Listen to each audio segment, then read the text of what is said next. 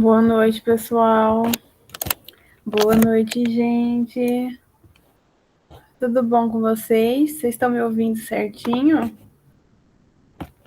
Boa noite, Denis. E aí, gente, como que foi de Enem? Primeiro dia de Enem. O que vocês acharam da prova?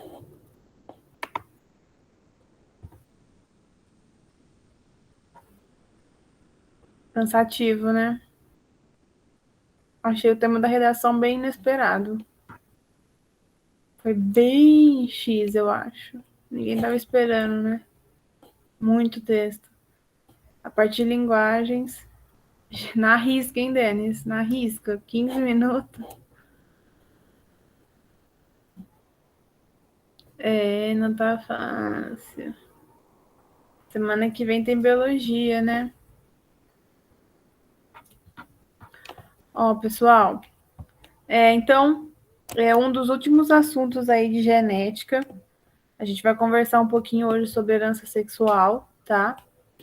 Eu acho que não vai dar para terminar tudo hoje, então a gente vai dividir esse assunto em 2 aulas, que vai ser hoje e quarta, tá? Então, até quarta-feira a gente consegue terminar tudo, e aí vocês mandam bala caso esse assunto caia na prova de vocês no domingo, né? Então, vamos lá, ó. O que seria esse negócio de herança sexual, né? Então, a gente tem que aprender, antes de entrar no assunto mesmo, algumas nomenclaturas básicas. Isso foi interação gênica. O último assunto foi interação gênica. Perfeito. A gente está há 3 semanas sem se ver. Jesus, a gente se viu na revisão, depois veio outra semana de revisão. Semana passada, que eu não consegui dar para vocês. Faz tempo que a gente não se vê, hein, pessoal? Mas, enfim, voltei. Voltando, gente, ó. Então, vamos aprender algumas nomenclaturas importantes para vocês na hora da prova, tá? Porque podem aparecer algum desses termos aí e vocês sabendo o que significa vai ajudar na resolução aí dos exercícios, tá? Os cromossomos sexuais, além de serem conhecidos como cromossomos sexuais, eles também têm outros nomes, né? Então, se por acaso vocês verem alossomos, ou se, por exemplo, vocês lidarem com outro termo que é heterossomos, saibam que ambos os termos, tanto alossomo quanto heterossomo, se referem à mesma coisa, que é cromossomos sexuais, tá? O restante dos outros cromossomos, eles são chamados de autossômicos. Então, se a gente pensar na nossa célula, a nossa célula tem 23 pares de cromossomos. Um par dos 23 cromossomos. Então, um parzinho é de cromossomo sexual, né? Que na mulher vai ser XX e no homem vai ser XY, certo? Então, um parzinho de cromossomo sexual e os outros 22 pares de cromossomos são chamados de autossomos. Então, na espécie humana, 22 pares de cromossomos são os autossomos e um parzinho só é o cromossomo sexual, tá? Na espécie humana, por exemplo, a determinação do sexo vai ocorrer através do sistema XY, certo? Então, como eu acabei de falar para vocês, a mulher vai ser conhecida, né? O sexo feminino é conhecido como homogamético, né? Porque, de acordo com o sistema XY, né? Ele vai ser definido como XX, né? Então, os dois cromossomos sexuais desse indivíduo são iguais, XX, e o sexo masculino ele vai ser definido de acordo com o sistema XY como heterogamético, porque os cromossomos sexuais desse indivíduo são diferentes, né? Não é YY, né? Para ser igual. É XY, tá? Então, é heterogamético que remete a essa diferença, né?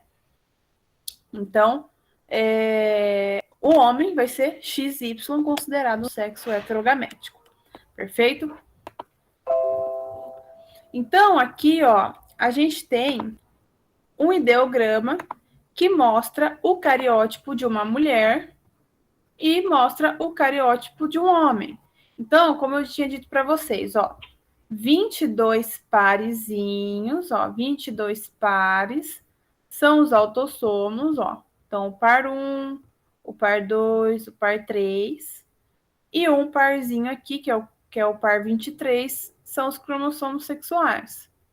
Aqui, ó, a gente tem a mesma situação, né?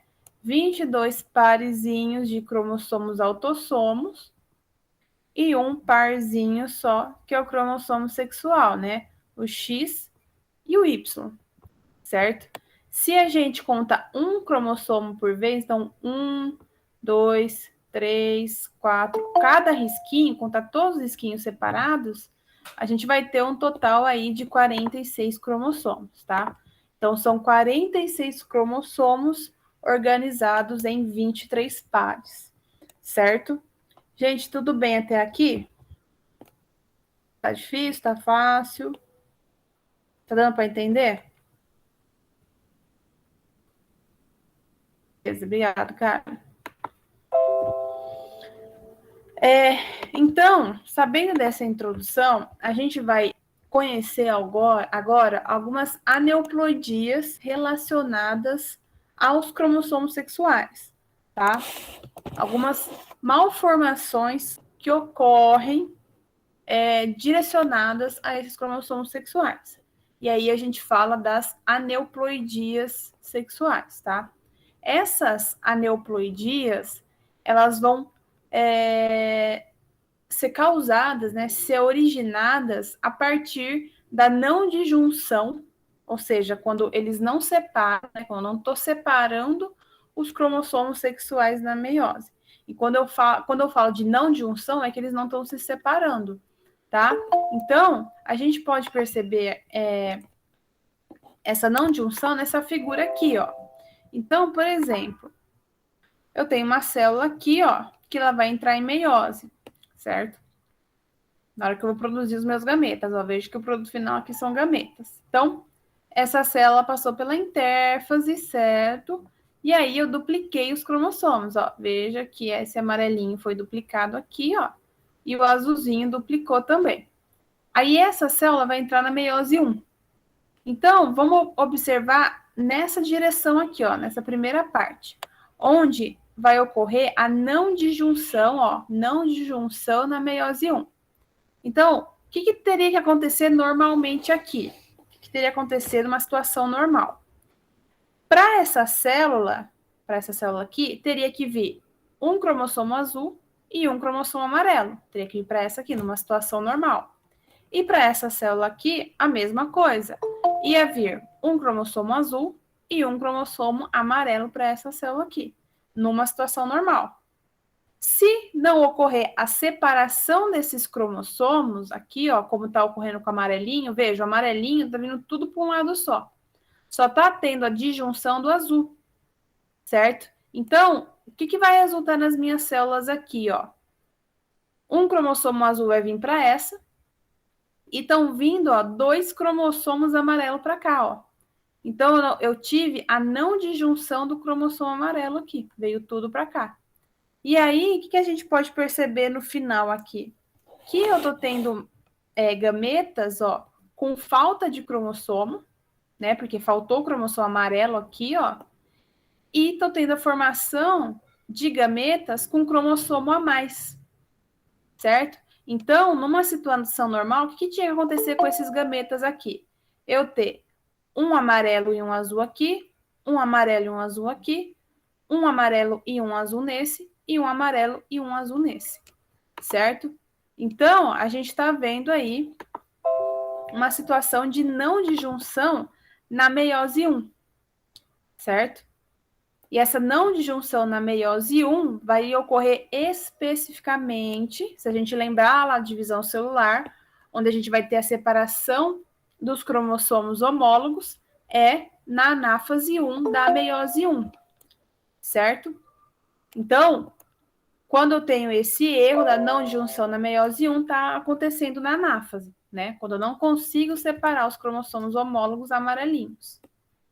Pode ser que eu tenha esse fenômeno acontecendo na meiose 2. Então, vamos lá. Ó, aqui tá normal, né? Situação normal, tô separando eles, ó. Vem um amarelo e um azul para cá, vem um amarelo e um azul para cá. Aí, essas células aqui, ó, vão entrar em meiose 2. E aí, o que está acontecendo? Numa situação normal, eu teria que produzir uma célula, né? Essas células aqui embaixo. Uma célula com um amarelo e um azul, essa outra célula com um amarelo e um azul, esse aqui, um amarelo e um azul, e um amarelo e um azul. Só que eu não estou tendo a separação das cromátides irmãs nesse cromossomo amarelo aqui, ó. Veja que ele está vindo inteiro para esse lado, para formar essa célula. E essa outra célula que está sendo formada aqui, ó, está me faltando o cromossomo, certo? Aqui deu tudo certo, ó, separou bonitinho, veio um amarelo e um azul para cá, veio um amarelo e um azul para cá, excelente, formei os gametas certinhos. Só que nesse caso, como eu estou tendo a não disjunção, estou produzindo um gameta com cromossomo a mais e outro gameta com cromossomo a menos, tá? Logo, esse caso de não disjunção na meiose 2 vai ocorrer na anáfase 2, onde eu tenho a separação das cromátides irmãs. É para ocorrer a separação das cromátides irmãs. Porém, pode ocorrer esse caso de eu não conseguir separar, de não ocorrer a separação das cromátides irmãs que formam esse cromossomo, tá? Então, as aneuploidias sexuais vão ser recorrentes devido à não junção desses cromossomos durante a meiose, tá? Gente, deu para entender esse negócio de não junção dos cromossomos? Sejam sinceros. Beleza, Galho? Então, ó, sabendo disso, a gente vai estudar as principais aneuploidias, que são as mais frequentes, né? Assim, mais frequentes tanto no vestibular, provavelmente na população também. Na população não tem toda certeza, né? Mas no vestibular são as que mais caem, tá? Então, pode ser recorrente síndrome de Klinefelter, síndrome de Turner, síndrome de Jacobs e síndrome do triplo X, tá? E a gente vai conversar um pouquinho de cada uma delas. Inicialmente, a gente vai começar com a de Klinefelter, que é a mais famosa. No caso da síndrome de Klinefelter, o que vai acontecer? Esse indivíduo, ele vai ter uma adição de um ou mais cromossomo X a um cariótipo masculino. Então, normalmente, o indivíduo que tem síndrome de Klinefelter, ele tem o fenótipo masculino, ele pertence ao sexo masculino, tá? Mas aí o que aconteceu? Esse indivíduo, ao invés dele ser XY, só ter um X e só ter um Y, a célula que formou a célula que formou ele teve um X a mais. E aí esse indivíduo ele vai ser XXY, né? Ele tem um X a mais comparado ao padrão normal, certo? Normal que a gente sabe é XY. Mas o indivíduo com síndrome de Klinefelter, como ocorreu a não disjunção desses cromossomos, ele veio com um cromossomo X a mais, tá? Então, se cair para vocês um cariótipo desse aqui, ó, e a questão não identificar qual síndrome é, vocês já bate o olho aqui, ó, na parte dos cromossomos sexuais. Se vocês observarem a seguinte situação, onde esse indivíduo tem X, X, Y, pode ter certeza que eles estão querendo que você saiba, descubra que é síndrome de Klinefelter. Então, síndrome de Klinefelter é definido pelo genótipo XXY, tá? Vocês também podem encontrar outra nomenclatura diferente, que é essa aqui, ó, 47XXY. O que significa esse 47 aqui? Significa que esse indivíduo aqui tem 47 cromossomos, tá? Se ele não tivesse o X a mais, ele teria 46. Como ele tem um X a mais, ele tem uma adição de um X, aí ele tem 47 cromossomos. E aí, definido aqui, ó, nos cromossomos sexuais como XXY, tá? A gente pode falar também que é um caso de trissomia desses cromossomos sexuais, porque esse indivíduo tem 3 cromossomos sexuais, certo? As principais características de um indivíduo que tem síndrome de Klinefelter. Mesmo que ele tenha, né, um fenótipo masculino, esse indivíduo ele vai apresentar algumas características biológicas femininas, como, por exemplo, ausência de barba, ginecomastia. O que seria ginecomastia? Seria o aumento das mamas, tá? Hipogonadismo. O que seria hipogonadismo? Esse indivíduo aqui vai ter um reduzido desenvolvimento dos testículos, tá? E esterilidade, tá? Então, ele não vai... como ele tem um reduzido desenvolvimento dos testículos, então a taxa de produção de testosterona nesse indivíduo vai ser baixa também, tá? E aí ele não vai ter uma capacidade tão alta de produzir espermatozoides suficientes, espermatozoides viáveis para reprodução, tá? Então, essas são as 4 principais características de um indivíduo com síndrome de Klinefelter: ausência de barba, ginecomastia, hipogonadismo e esterilidade. Lembrando que ele tem um cromossomo X extra, certo? Prof, qual o impacto para o indivíduo nesses casos? Geralmente, Suelen, é essa parte de esterilidade, tá? Que ele não vai conseguir se reproduzir. Como ele não tem a capacidade de produzir gametas viáveis, então não consegue ter filhos, por exemplo, tá? Porque ele é estéril, certo? O que acontece com esse indivíduo? Síndrome de Down também tem fenótipo.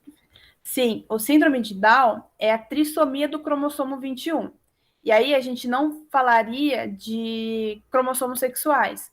A gente falaria da trissomia do cromossomo 21, que atinge os cromossomos autossomos, né? Que exclui os sexuais. Aí sobra aqueles outros 22 pares. Aí a gente pode falar que é uma síndrome que atinge os cromossomos autossomos e não os sexuais. E aí ele tem um acréscimo, né, do cromossomo 21, né? O padrão normal aí que a gente conhece é somente 2. Mas aí, se a questão dá para você um cariótipo, né, onde o indivíduo tem 3 cromossomos 21, você já consegue identificar ali que a pessoa tem síndrome de Down. Beleza? Certo, Denis? Respondi sua pergunta? Beleza. Entendi, prof, a explicação acabou respondendo e eu estava tão concentrada aqui que nem lembrei de avisar que te responde. Falando aí, né? Qualquer dúvida, eu tô digitando que eu tô indo e voltando toda hora os slides. A segunda síndrome que a gente vai conversar é a síndrome de Turner. Nesse caso aqui, o indivíduo, ele só tem um cromossomo X, né? E aí a gente fala de uma monossomia dos cromossomos sexuais. Por que monossomia dos cromossomos sexuais? Porque só tem um cromossomo X, tá? Então, o que eu consigo interpretar aqui?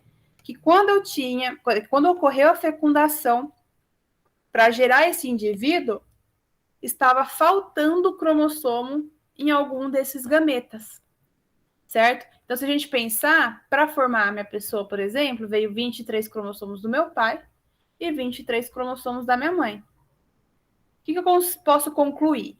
Que, vamos pegar o gameta da minha mãe. O gameta da minha mãe tinha os 23 cromossomos bonitinho. Pode ser que o gameta do meu pai tinha 22 cromossomos e estava faltando o cromossomo sexual. E aí fecundou, e aí formou um indivíduo com síndrome de Turner. Gente, eu não tenho síndrome de Turner, tá? Só tô dando um exemplinho.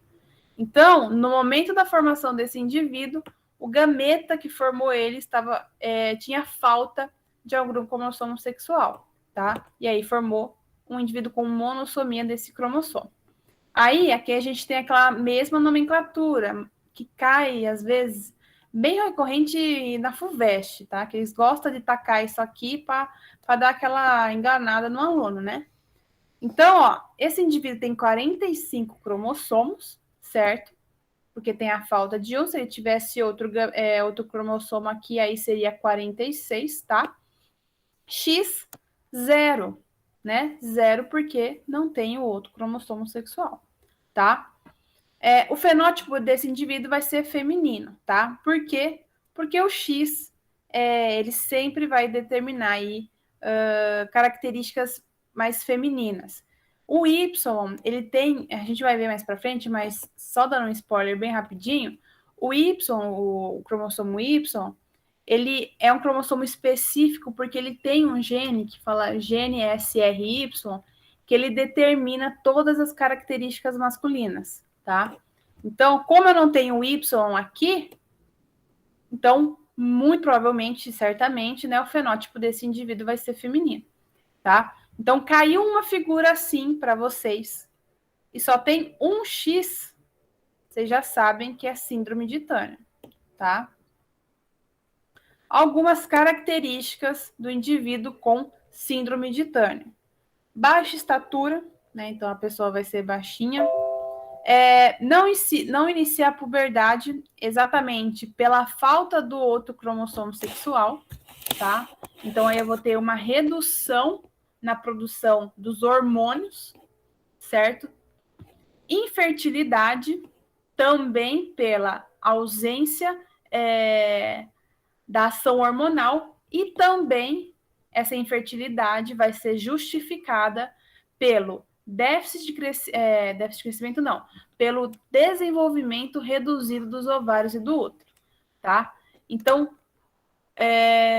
esses cromossomos sexuais, eles vão estar sempre bem relacionados com os hormônios, tá?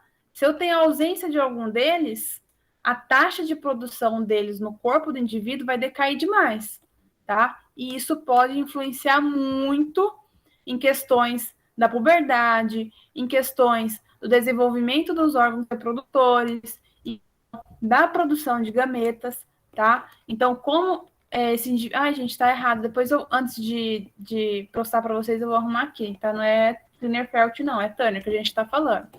Tá? Então, esses indivíduos que têm esse déficit hormonal vão apresentar esses problemas, tá? Outra coisa, característica muito presente nesses indivíduos que têm síndrome de Turner é o que a gente chama de pescoço alado, né? Então, se a gente vê aqui nesse indivíduo, tá vendo? Meio que o pescoço parece que tá unido aqui aos ombros desse indivíduo, né? Ó. Tem essa parte aqui muscular, ó. Que é outra característica muito presente aí da síndrome de Turner, certo? Gente, dúvidas na parte de síndrome de Turner?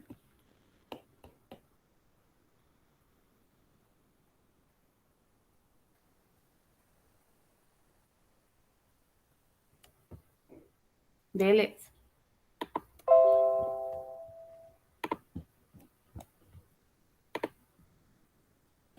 Vamos lá. Agora, para as outras duas síndromes, que é a síndrome de Jacobs e do triplo X. O que acontece aqui? Na síndrome de Jacobs, o indivíduo ele vai ter dois Y, né? Então, ele vai ser X, Y, Y, tá? Então, geralmente, essa é a mesma o quê, Kali? Ah, é diferente. Síndrome de Jacobs é uma coisa e síndrome do triplo X é outra.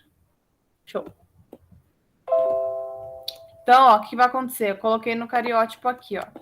Esse é o cariótipo de um indivíduo com síndrome de Jacobs.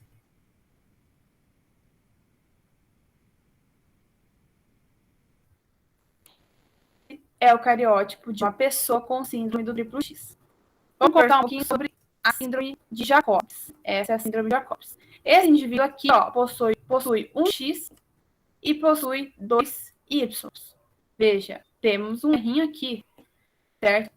Se a gente vê que esse indivíduo tem Y, certamente ele vai apresentar um fenótipo masculino, certo? Ele tem um excesso de cromossomos Y. Logo, ele vai ter uma taxa de produção de testosterona muito alta.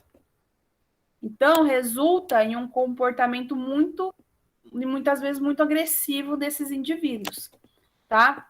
Eles são pessoas muito altas, tá? Tipo assim, a altura dessas pessoas ultrapassa 1,80 m, então é tipo assim, muito, muito alto, tá? E sofrem muito aí com casos graves, né, de acne, né, de espinha. Então, principais características de Jacobs é essa. Raramente cai, tá? Geralmente que cai é Klinefelter e Turner, cobra mais. Síndrome de Jacobs, antigamente, bem antigamente, era chamada de síndrome do supermacho. Engraçado, né? Porque tinha 2Y, né? E tinha todo esse negócio de testosterona e agressivo, pá, umas nomenclatura bem com Jacobs, né? Aí a gente tem a síndrome do triplo X. A síndrome do triplo X, o indivíduo tem 3 cromossomos X, tá? Então, o fenótipo desse indivíduo vai ser um fenótipo feminino, tá? A principal característica que vai definir esses indivíduos é porque geralmente não afeta tanto a aparência deles, tá? Mais um pouco da fisiologia, assim. Então, no caso da trissomia do cromossomo X, que é o do triplo X, essa mulher, né, ela vai ter uma tendência muito maior de produzir óvulos com 2x, né? Porque pensa, ela já tem 3x. Então, a probabilidade dela produzir óvulos com X a mais é muito grande, certo? E na hora que ocorrer a fecundação do óvulo dessa mulher com um espermatozoide, tem muitas chances dessa criança, filha dessa mulher com síndrome do triplo X, essa criança ter ou síndrome de Turner, né? Porque como ela está produzindo óvulos com 2x, vê um espermatozoide com Y, aí eu vou ter o genótipo, né? X, X, Y, e aí eu estou caracterizando o indivíduo com síndrome de Klinefelter, ou ela vai ter grandes chances de também ter uma filha com síndrome do triplo X, né? Porque ela produzindo um óvulo com 2x, pode vir o outro X do pai, e aí vai ter 3x, triplo X, tá? Essa síndrome também tinha outro nome, bem anteriormente, ainda bem que mudou, né? Que era conhecida aí, como que é? Era síndrome da superfêmea, tudo super, né? Super macho e super fêmea. Mas aí caiu em desuso e aí eles mudaram, né? Então, síndrome de Jacobs e síndrome do triplo X, certo? Gente, dúvidas nas síndromes ou tá tranquilo?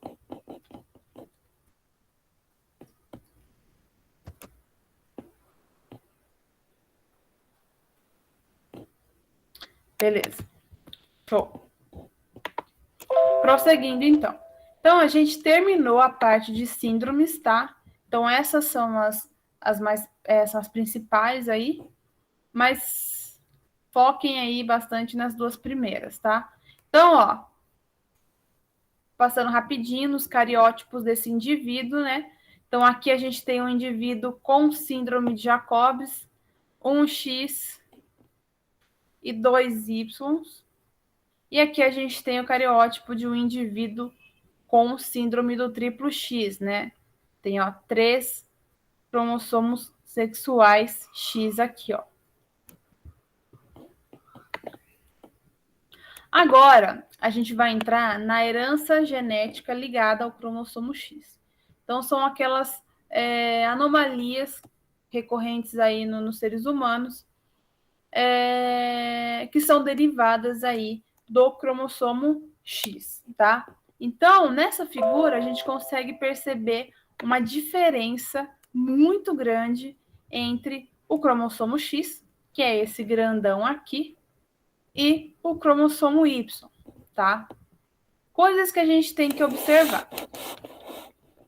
A região homóloga, né, que é a região igual, assim, relativamente igual entre o cromossomo X e o cromossomo Y, é só essa partinha amarela aqui, ó. Então, essa é a região igual, homóloga, entre o cromossomo Y e o cromossomo X, tá? Essa parte toda em verde escura, não sei que cor vocês estão vendo aí, um azul, talvez, não sei. Essa parte de cima aqui, ó, do cromossomo X, é onde eu vou ter os genes com herança ligada ao sexo, que é o que a gente vai conversar agora, tá? Então, todos os genes que são exclusivos, então, todos esses genes aqui, ó, são exclusivos do cromossomo X. Nenhum dos genes que estão aqui, o Y vai possuir, tá? Então, a gente pode chamar também essa região de uma região não homóloga, não igual ao cromossomo Y, tá? Então, aqui a gente vai ter todos os genes com herança ligada ao sexo, ligada ao cromossomo X.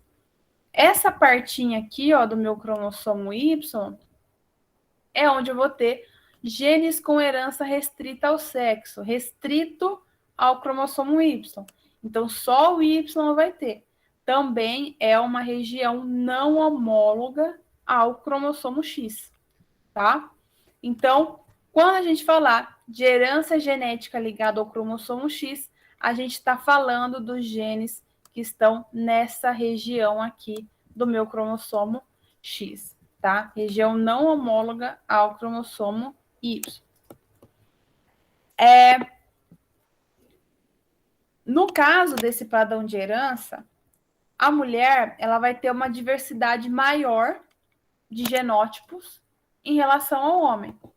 Então, essa mulher, ela pode ser homozigota ou ela pode ser heterozigota.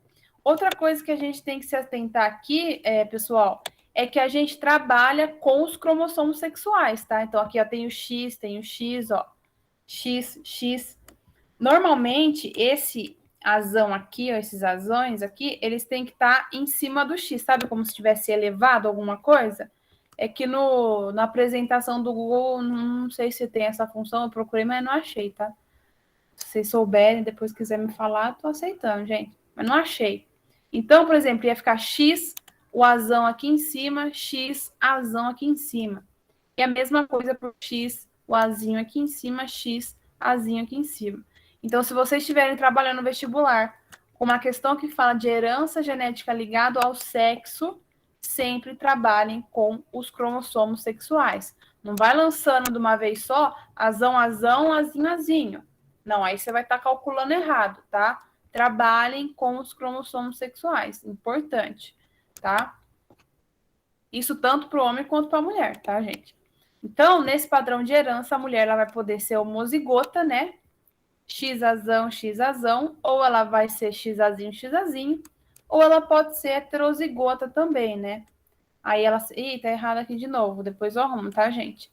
Então, ela pode ser heterozigota também, né? Ela pode ser X azinho, certo? Só que o homem, como ele possui somente um X, um cromossomo X, ou ele vai ter genótipo dominante, ou ele vai ter um genótipo recessivo. Então, meio que está na desvantagem aí. Por quê? Se a doença for dominante, ele com certeza vai ter, a mulher com certeza vai ter também.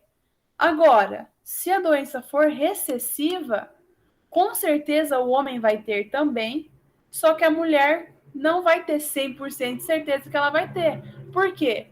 Porque ela tem a chance de ser heterozigota e o homem não tem chance de ser heterozigoto, tá? Então, essa herança genética ligada ao cromossomo X afeta muito mais os homens, por ele ter somente um cromossomo X, do que a mulher. Porque se essa herança for recessiva, a mulher tem muito mais chance de não apresentar que o homem. Tá? O homem tem mais chances de desenvolver essa herança. Exatamente porque ele só tem um cromossomo X, tá? Então, ele pode ser ou dominante, X azão Y, ou recessivo, X azinho Y, tá? O azinho aqui é bem geralzão, assim, poderia usar qualquer outra letra, mas só para dar um exemplo para vocês, tá? Então, ó, como eu falei para vocês, se a herança for recessiva, né, vai ser muito mais frequente em homem do que na mulher, tá? Exatamente porque o X no homem é só 1 e na mulher é 2, tá? E esse X que o homem vai ganhar sempre vai ser da mãe. Por quê? Porque o Y vem da mãe? Não. Quem tem o Y é sempre o indivíduo do sexo masculino, certo? Então, o Y sempre vai vir do pai e o X portador, né, com o alelo da doença, sempre vai vir da mãe.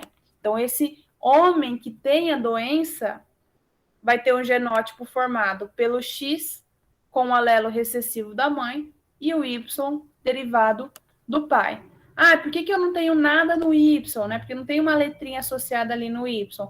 Porque a gente não está falando ainda de uma doença relacionada ao Y. A gente está trabalhando com uma herança recessiva relacionada ao cromossomo X, tá? Entre, né, as principais heranças recessivas que a gente trabalha aí é o daltonismo, né, que eu acho que vocês devem ter ouvido falar aí muitas vezes, e a hemofilia, né? Então são duas heranças aí que são bem batidas, parecem bastante aí na prova de vocês. Vamos falar um pouquinho do daltonismo. Gente, vocês têm dúvida até agora em relação a essa jogada de X e Y, do porquê que o homem é mais fácil de ter a doença do que a mulher? Ou tá tudo de boa? Beleza. Então, a questão honesta foi disso? Ah, eu acho que foi. Eu acho que foi. Que era do... É verdade, verdade, verdade. Do daltonismo e de outra... Não vou lembrar. Eu lembro a questão. Vou ver se eu resolvo, faço um vidinho, e aí eu mando para vocês no grupo que a gente tem no Zap, para vocês verem a resolução, tá? Mas eu achei difícil, porque relacionava uma herança relacionada ao gene autossômico, né, dos cromossomos normais, junto com uma herança dos cromossomos sexuais, né? Então, eu achei difícil essa questão. Vocês acertaram? Quem fez o segundo dia? Porque no caso eu errei, tá, gente? Eu errei.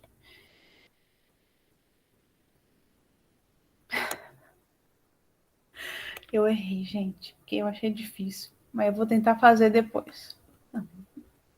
É isso, gente. Tamo junto, compartilhando a mesma dor, tá? É isso. Vamos lá, gente, ó. Conversar de daltonismo antes de terminar a aula, tá? Então, o daltonismo vai ser uma alteração que vai afetar as células da retina. Essas células que estão sendo afetadas são os cones, tá? Os cones são células presentes na nossa retina que são responsáveis pela percepção das cores, tá? Então, o homem daltônico que tem daltonismo, lembrando que é uma herança recessiva, então a gente vai representar o daltonismo por Dzinho, tá? Então, o homem que tem XDzinho Y, ó, ele tem o Dzinho junto com o X, então ele tem daltonismo. E os homens que não têm genótipo, não têm daltonismo, que não são daltônicos, eles vão ser XDzão Y, tá? Então, isso aqui é um indivíduo normal, não tem daltonismo, ó, dominante. Recessivo, como é uma herança recessiva, se tem o Dzinho, tem daltonismo. As mulheres daltônicas, elas vão apresentar, então, um genótipo de XDzinho, XDzinho, certo? Enquanto as mulheres não daltônicas, que não têm daltonismo, ai, gente, um bicho, elas vão ser ou XDzão, XDzão, 100% homozigoto dominante, ou elas vão ser XDzão, XDzinho. Nesse caso aqui, ó, essa mulher, ela é portadora do alelo do daltonismo, mas não tem daltonismo, porque ela tem o Dzão aqui. Ela porta o alelo do daltonismo, mas não expressa essa característica exatamente porque ela tem o Dzão, tá? Certo, gente? Gente, só vou fazer um teste com. Vocês querem fazer um teste de daltonismo ou vocês querem ir embora?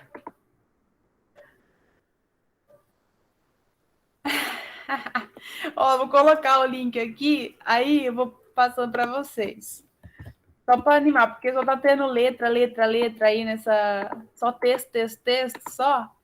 Aí eu vou fazer com vocês só para dar uma animada, ó.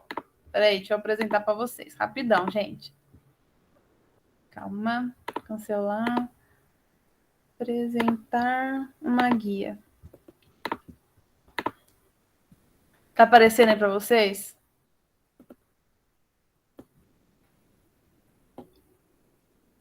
Beleza. Ó, gente. Então, o que tá falando aí, ó?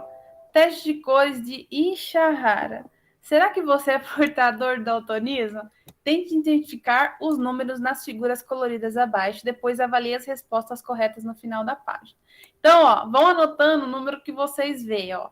Na figura 1 tem um número. Figura 2, ó. Figura 2. Figura 3. Passando. Figura 4. Figura 5. E figura 6. Então, vamos lá, ó. Esses são os resultados. Vocês conseguiram acertar todos? Acertei sim. Vamos ver. Será que a gente não vai ter nem daltônico aqui no meio? Todo mundo acertou, gente. Então é isso. Vencemos. Ninguém é daltônico aqui. Que bom, né? Que bom que a gente consegue distinguir as cores, né, gente? É isso, pessoal. Ó, um grande beijo para vocês. Quarta-feira estamos juntos novamente para terminarmos essa parte de herança, tá? Muito obrigada aí pela presença de todos. Qualquer dúvida me chamem, beleza? Tchau, gente. Boa semana, boa noite, bom descanso. Até mais, gente. Obrigada, Lu. Boa noite.